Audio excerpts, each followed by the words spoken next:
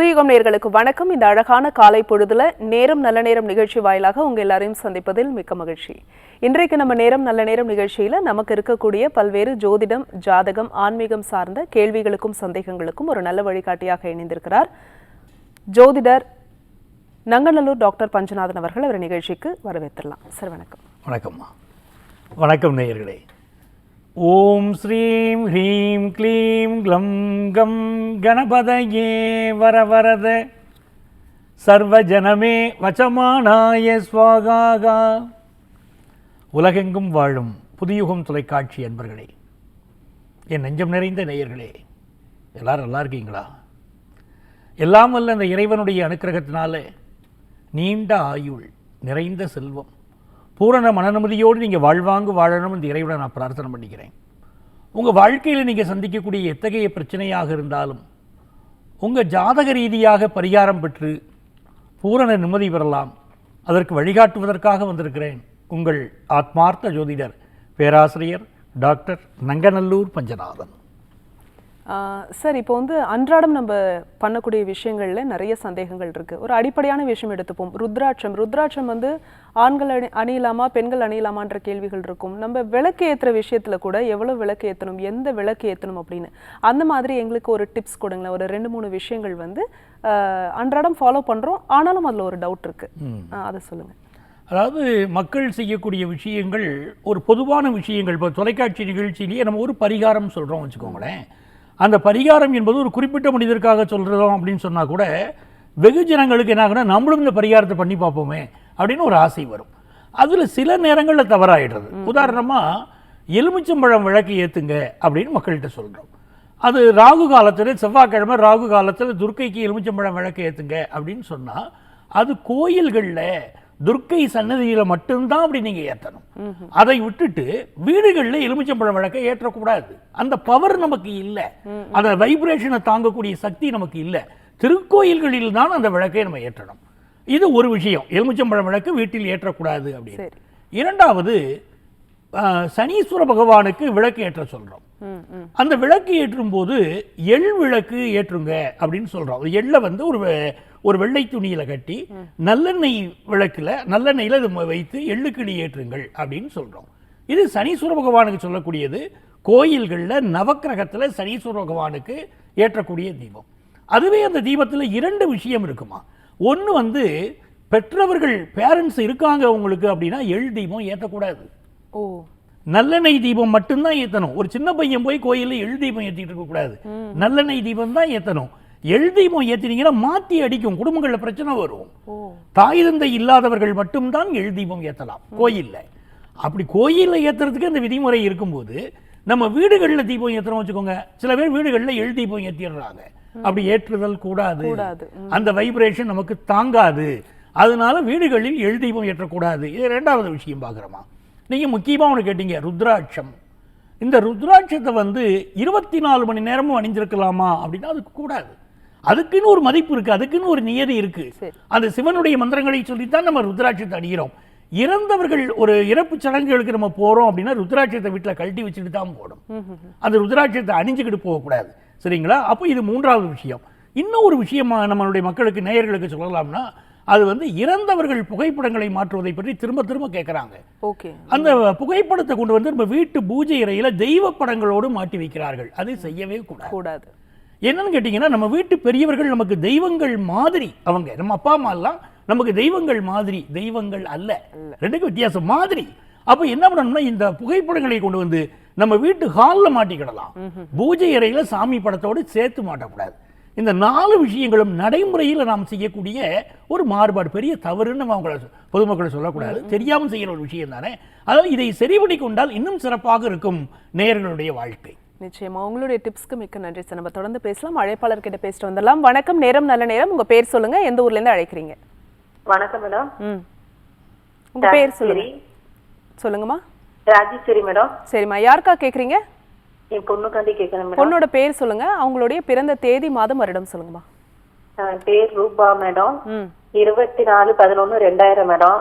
24/11/2000. சரி. பிறந்த நேரம்? அதிகாலை 3:43 பிறந்தது மேடம். 3:43. ஆமா மேடம். சரி, ராசி நட்சத்திரம் லக்னம் ஒரு முறை சொல்லிடுங்க. துலா லக்னம், துலாம் ராசி, சுவாதி நட்சத்திரம் மேடம். சரிம்மா, என்ன கேள்வி கேக்குறீங்க அன்பு மகளுக்காக? திருமணத்துக்காண்டி பார்த்துட்டு இருக்கோம் மேடம். திருமணம் வேலை ரெண்டுக்கும் எப்படி இருக்கும், எப்ப அமையும் சொல்லி கேக்குறேன் மேடம். நிச்சயமா நம்ம தொடர்ந்து பேசலாம் சார் கிட்ட. வணக்கம்மா. வணக்கம் சார். எந்த ஊர்ல இருந்து அழைக்கிறீங்க?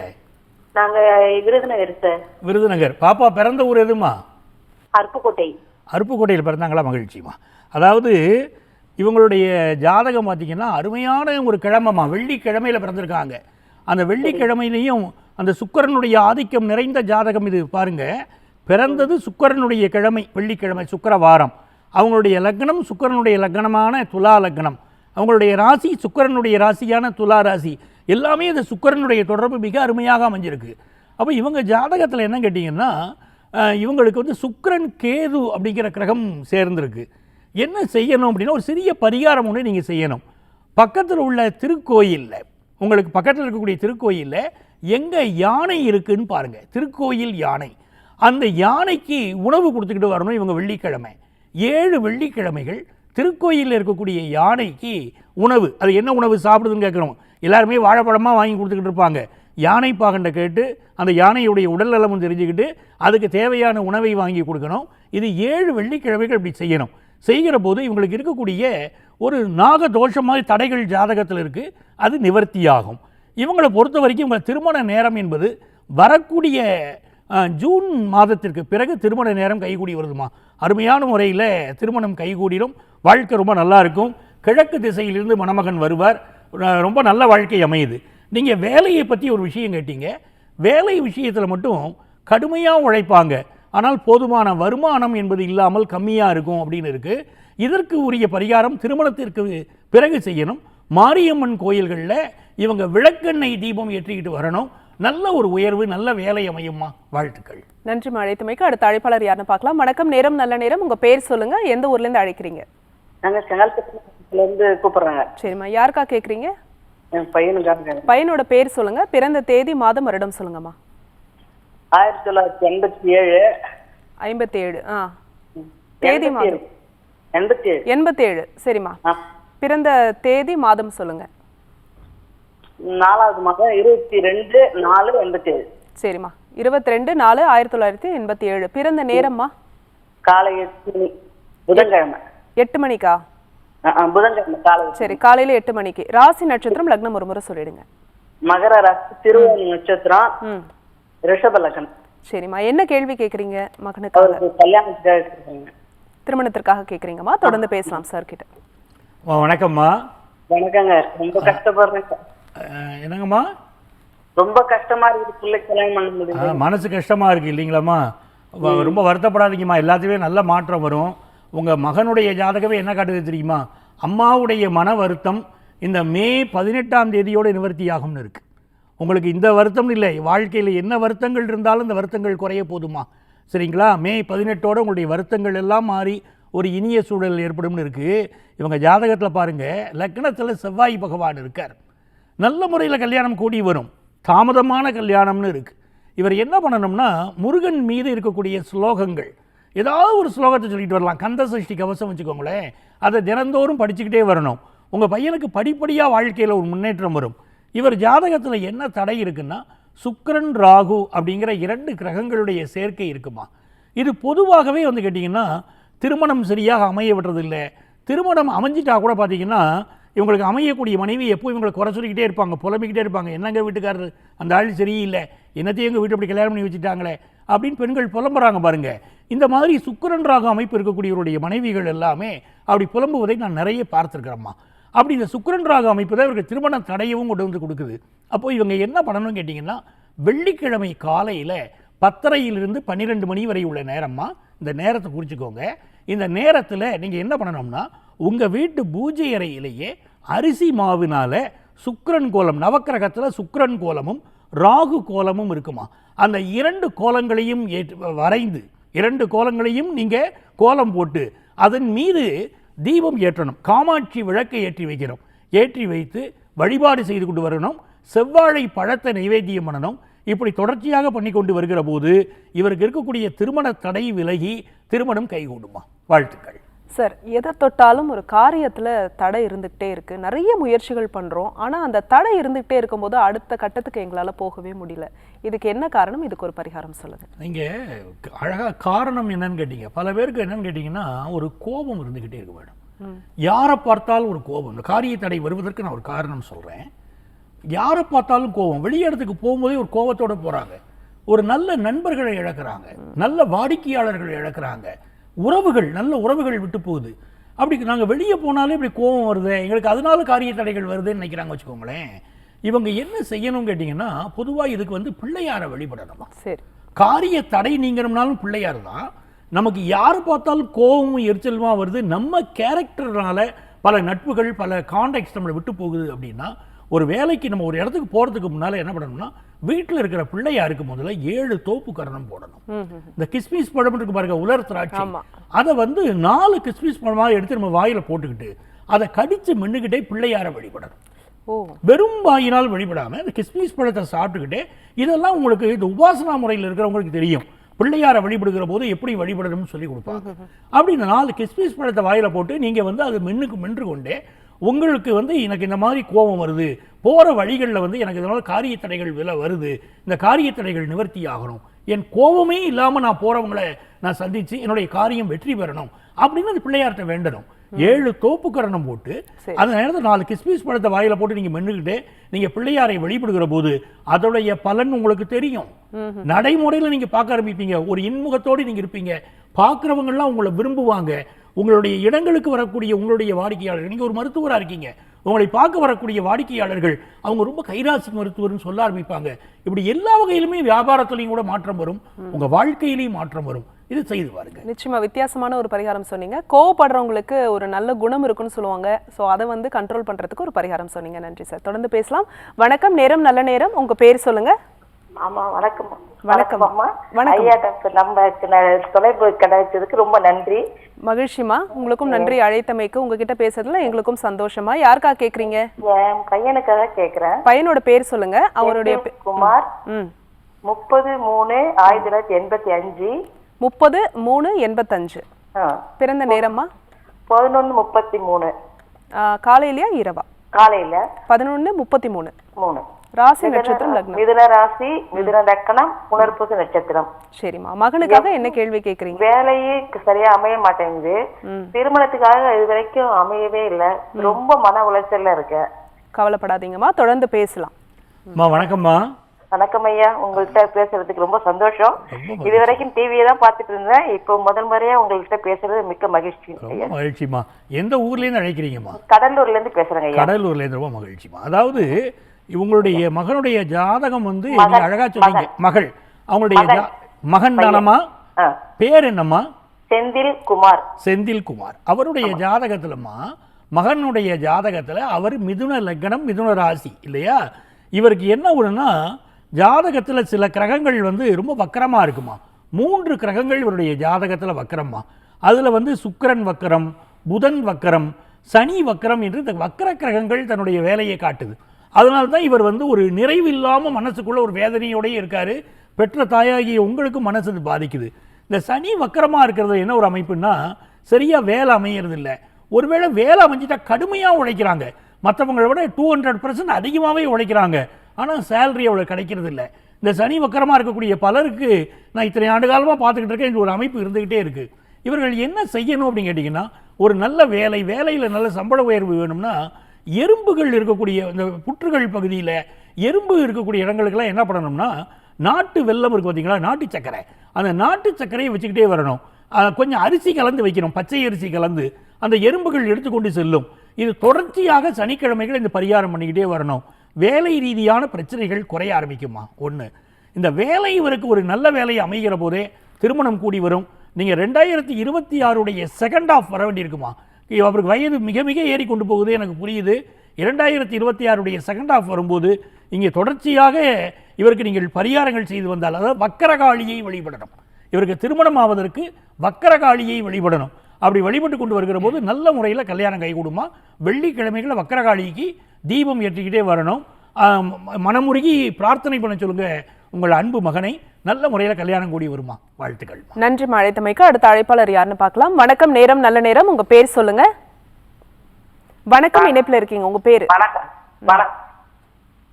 நீங்க பேசுறது கேக்குதுமா? தொடர்ந்து பேசுங்க. யாருக்கா கேக்குறீங்க? வணக்கம், என் பையன் ஜாண்டி கேக்கு. சரி, அவருடைய பிறந்த தேதி மாதம் வருடம் சொல்லுங்கம்மா. 1991. சரி. வெள்ளிக்கிழமை.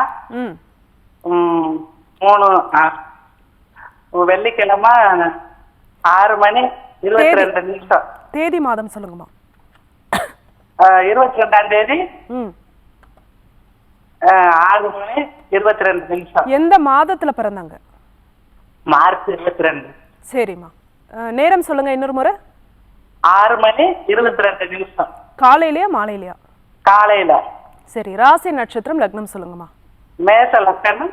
சரி. ரிஷப ராசி. சரி. ரோகிணி நட்சத்திரம். தொடர்ந்து உங்க கேள்வியை கேட்கலாமா? ஐயா வணக்கம். ஐயா வணக்கம்மா. எனக்கு நீங்க ஒரு உதவி செய்யணுமா. அதாவது உங்க மகனுடைய டேட் ஆஃப் பர்த் திரும்ப ஒரு முறை சொல்லுங்கம்மா. தேதி மாதம் வருடம் எனக்கு சொல்லுங்கம்மா. 1961. ஒரு தேதியை முதல்ல சொல்லுங்க. மார்ச் 22ஆம் தேதி. 22. சரிங்கம்மா. 1991. பிறந்த நேரம் காலையில 6:22.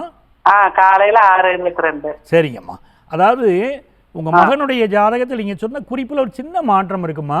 அவர் பிறந்தது மீன லக்கணம்மா, மேஷ லக்கணம் இல்ல. சரிங்களா? அதுல கொஞ்சம் திருத்தம் பண்ணிக்கிடணும். ரிஷப ராசி ரோகிணி நட்சத்திரங்கிறது சரிம்மா. சரிங்களா? உங்களுக்கு கேள்வி என்னம்மா? கேள்வி என்ன கேட்கணும்? நீங்க என்ன தெரிஞ்சுக்கணும்? என் பையனுக்கு தாத்தா வழி சொத்து இருக்கு, அம்மா வழி சொத்து இருக்கு, பாட்டி வழி சொத்து இருக்கு. 3 வழியில இருக்கு. ஆனா எல்லாமே சிக்கல்ல இருக்கு. அதுக்கு எப்படி கிடைக்குமா? அதை நீங்க தெரிஞ்சுக்கிடணும் இல்லையாம்மா? சரிங்கம்மா. அதாவதுங்கம்மா, இவருடைய ஜாதகத்துல என்ன ஆகுதுன்னா, இவருக்கு இந்த மீன லக்னம்னு உங்களுக்கு சொன்னேன். கேது பகவான் 5ஆம் இடத்துல இருக்காருமா. ஸோ இந்த பாட்டி, அம்மா வழி உறவு, பாட்டி சொத்து, இதிலெல்லாம் இவருக்கு இந்த பூர்வீக சொத்துக்கள் கிடைப்பதில் கூட பூர்வ புண்ணிய அருளி இல்லை, கொஞ்சம் தடை வந்துக்கிட்டே இருக்குது. அப்போ என்ன பண்ணணும்னா, இவங்க முன்னோர்கள் வழிபட்ட குல தெய்வம் இருக்குது பார்த்தீங்களா, நம்மளெல்லாம் காக்கக்கூடிய தெய்வம் குல தெய்வம். அந்த குல தெய்வத்துடைய அருள் குறைவாக இருக்குமா. இதுதான் அந்த பிரச்சனைகளுக்கு காரணம். அப்போ என்ன செய்யணும்னா, குலதெய்வ வழிபாடை செய்துக்கிட்டே வரணும். குலதெய்வத்துக்கு சந்தன காப்பு செய்யணுமா. சந்தன காப்பு, சந்தன அலங்காரம் செய்து வழிபட்டுட்டு வரும்போது, பொங்கல் படைத்து வழிபாடு செய்து கொண்டு வருகிற போது தொடர்ச்சியாக அது பண்ணிக்கிட்டே வரணும். அப்போ உங்கள் குடும்பத்தில் இருக்கக்கூடிய சிக்கல்கள் தீர்ந்து இவருக்கு வரவேண்டிய சொத்துக்கள் கிடைப்பதற்கு ஒரு வாய்ப்பு கிடைக்கும். அது போக என்ன பண்ணணும்னா, யாராவது ஒருவருக்கு சந்தன கட்டையை பயன்படுத்தக்கூடியவர்களுக்கு ஒரு சந்தன கட்டை தானமும் செய்யணுமா. செய்து வருகிற போது நல்ல முறையில் வரவேண்டிய சொத்து சேருமா. வாழ்த்துக்கள். சார், அகைன் இந்த கேள்வி எவ்வளோ கேட்டாலும் பத்தவே பத்தாது. செல்வ செழிப்போடு வாழணும் அப்படின்னா நாங்கள் என்ன பண்ணணும்? எங்களுக்காக ஒரு பரிகாரம் சொல்லுங்கள். ஒரு எளிய பரிகாரம் பார்க்கலாமா. அதாவது வீட்டில் விளக்கு ஏற்றி சாமி கும்பிடணும்.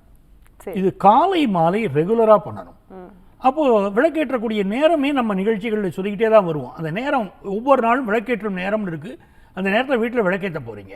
சரி, விளக்கேற்றும் போது நீங்கள் பொதுவாக ஏற்ற வேண்டிய விளக்கு என்ன கேட்டிங்கன்னா, காமாட்சி விளக்கு ஏற்றணும். அந்த காமாட்சி விளக்கில் பலர் கேட்குறாங்க, காமாட்சி அம்மன் படம் போட்டிருக்குமாங்கிறாங்க. அப்படி இல்லை, பேர் காமாட்சி விளக்கு. அந்த காமாட்சி விளக்கில் கீழே என்ன பண்ணணும்னு கேட்டிங்கன்னா, 1 ரூபாய் காயின் வைக்கணும். சரி. அந்த காயினுக்கு மேலே தான் அந்த விளக்கை வைக்கிறோம். சில பேர் கீழே வாழை இலையை பரப்புவாங்க. வாழை இலைக்கு மேலே பச்சை அரிசி போட்டு அது மேலே 1 ரூபாய் காயின் வச்சு அது மேலே விளக்கேற்றுவாங்க. அப்படி விளக்கேற்றி வருகிற போது உங்களுக்கு ஒரு நல்ல செல்வ செழிப்பு வருவதை காலப்போக்கில் நீங்கள் பார்க்கலாம். கீழே வாழை இலை, மேலே பச்சை அரிசி, அது மேலே 1 ரூபாய் காயின் வச்சு அது மேலே காமாட்சி விளக்கு ஏற்றணும்.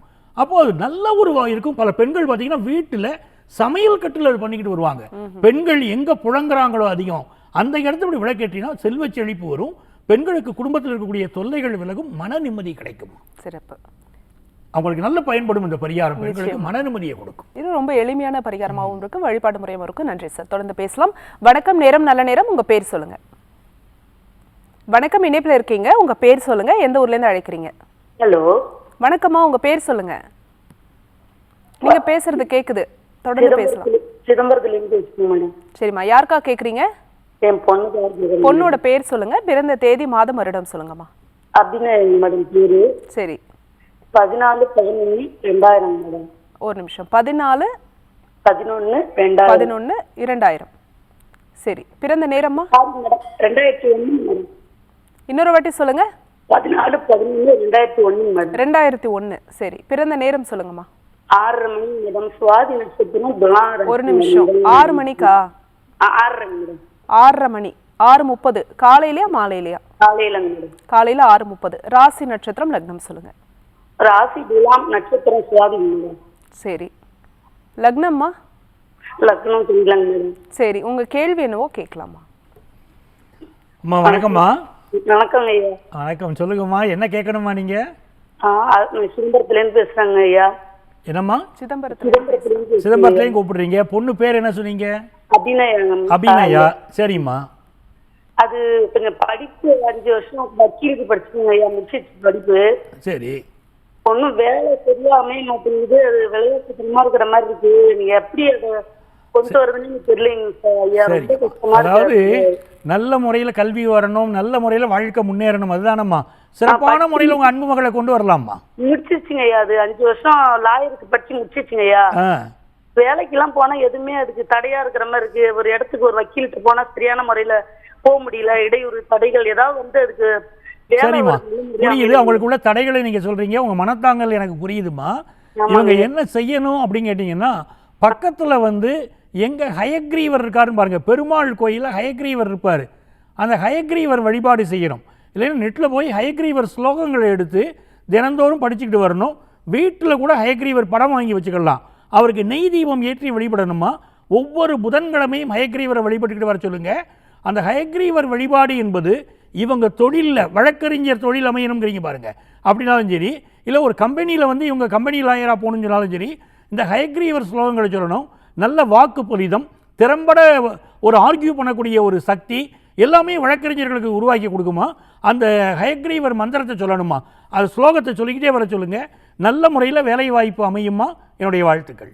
நன்றி அழைத்தமைக்கு. சார், வழக்கம் போல முத்தான 3 பரிகாரங்கள் சொன்னீங்க. நேர்கள் கேட்ட அவங்களுடைய ஆன்மீகம் சார்ந்த கேள்விகளுக்கும் ஜோதிடம் சார்ந்த கேள்விகளுக்கும் பொறுமையாக பதில் சொன்னீங்க. மிக்க நன்றி. ரொம்ப நன்றிம்மா.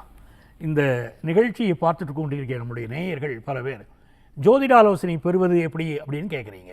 இங்கேயே எங்களுடைய அலைபேசி எண் கொடுத்துருக்காங்க பார்த்தீங்களா, இந்த நம்பரை நீங்கள் காண்டாக்ட் பண்ணி நேரடியாக எங்கள்கிட்ட ஜோதிட ஆலோசனை பெற முடியும். சென்னையில் டி நகர்லேயும் நங்கநல்லூர்லேயும் எங்களுடைய ஆஃபீஸ் இருக்குது. ப்ரேயர் அப்பாயின்மெண்ட் வாங்கிட்டு எங்கள்கிட்ட நீங்கள் பேச முடியும். நீங்கள் வந்து இலவசமாக இந்த கேள்விகள் கேட்பதற்காக இந்த நிகழ்ச்சி, கட்டணம் செலுத்தி நீங்கள் எங்கள்கிட்ட ஆலோசனை பெறுவதற்காக எங்களுடைய செல்ஃபோன் நம்பரை வழங்கியிருக்கோம். அந்த நம்பரை நீங்கள் காண்டாக்ட் பண்ணி நீங்கள் ப்ரேயர் அப்பாயின்மெண்ட் வாங்கிட்டு எங்களை வெயிட் பண்ண முடியும். உங்கள் வாழ்க்கைக்கு வழிகாட்ட காத்திருக்கும் உங்கள் ஆத்மார்த்த ஜோதிடர் பேராசிரியர் டாக்டர் நங்கநல்லூர் பஞ்சநாதன். நேர்களை மீண்டும் மற்றும் ஒரு நிகழ்ச்சியில் உங்களை சந்திக்கிறோம். அதுவரைக்கும் நன்றி, வணக்கம்.